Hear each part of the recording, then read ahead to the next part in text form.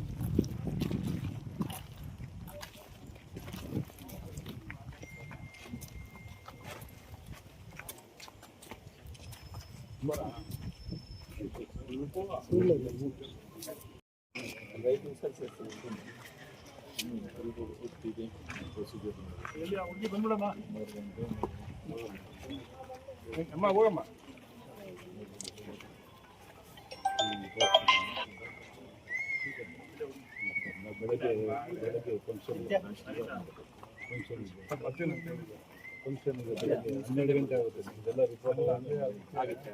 ಅದಕ್ಕೆ ಬಂದರೆ ನೀವು ಮಾತಾಡೋಣ. ಹನ್ನೆರಡೆ నేను చెప్పిన వస్తాను ಬೆಳಿಗ್ಗೆ ನೋಡಿ ನಮಗೂ ಟೈಮ್ ಸಿಗುತ್ತೆ. ಎಲ್ಲ ಬರ್ತಾರಂತ ನಾನೇ ಫೋನ್ ಮಾಡಿದ್ದೆ. ಅವ್ರು ಮಾತಾಡಿದ್ರೆ ಅರ್ಧ ಗಂಟೆ ಮಾಡ್ತಾ ಇದ್ರೆ ಆಗುತ್ತೆ. ಕನ್ನಡದ್ದು ಕಾನೂನಾಗಿ ವಿದಿನ್ 7 minutes ಆಫ್ ಮ್ಯಾರೇಜ್ ಆಗ್ತದೆ.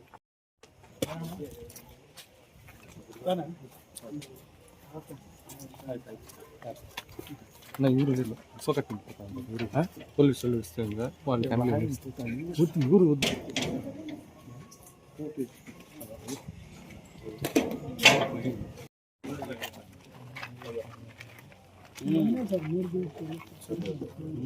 ರಮೇಶ ಈ ನೋವಲ್ಲ ಅದೊಂದು ನೋವು ಬರ್ತಾ ಇತ್ತು.